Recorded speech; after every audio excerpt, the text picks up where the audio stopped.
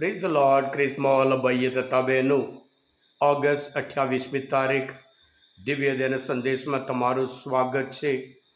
માતા ધર્મસભા આજે મહાન સંત અગુસ્તીનનો તહેવાર ઉજવે છે. શાસ્ત્રપાઠ સાંભળીએ. તમારા બાઇબલ લઈ લો. માથ્યુનો ગ્રંથ 23મો અધ્યાય 27થી 32મી કલમ સુધી.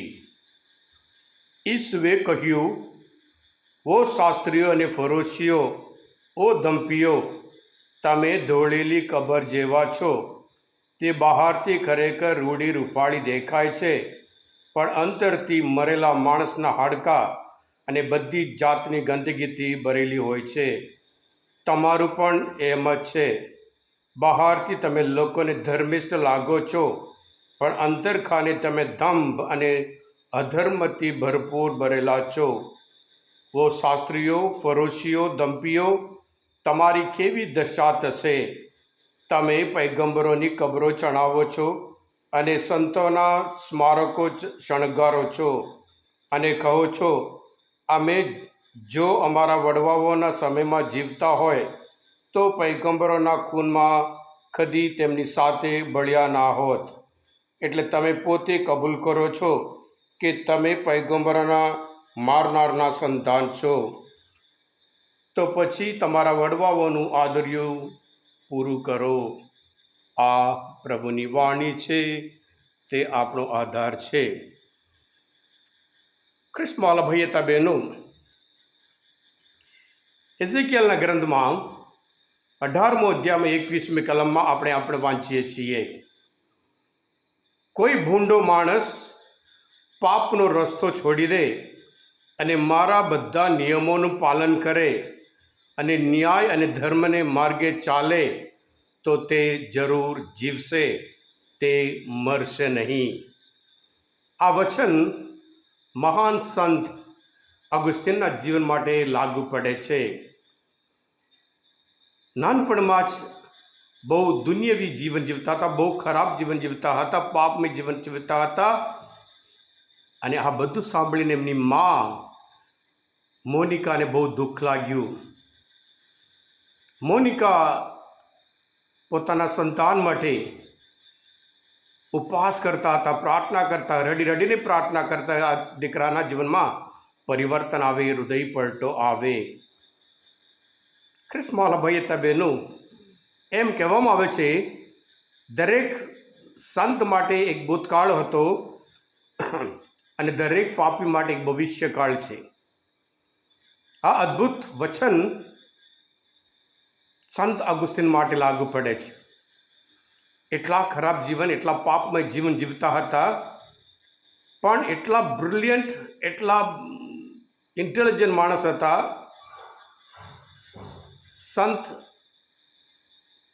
થોમસ અક્વિના સાથે બીજા એક ડૉક્ટર કે એક શ્રેષ્ઠ પ્રચારક હોય, વક્તા હોય, આ સંત અગુસ્તીને કહેવાય છે.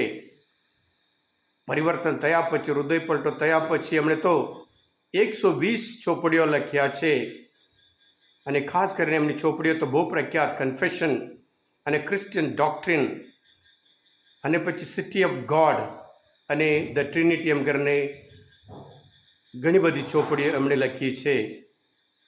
આજે આ મહાન સંતનો તહેવાર ઉજવતા, ખાસ કરીને જ્યારે એક દિવસ એમના ઘરમાં બગીચામાં બેઠા હતા, ત્યાં એક દીકરો દેખાયો અને એણે કહ્યું, લે અને વાંચ.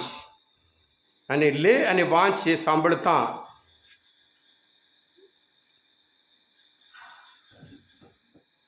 સંત અગુસ્તીન અંદર ઘરમાં ગયા, બાઇબલ લઈને વાંચ્યું. રોમના ધર્મસભ્ય 13મો અધ્યાયમાં 12મી કલમમાં એમણે વાંચ્યું, રાત ઘણી વીતી ચૂકી છે, દિવસ ઉગવામાં છે, તો ચાલો આપણે તામસિક કાર્યોને ફગાવી દઈ પ્રકાશના શસ્ત્રો સજી લઈએ.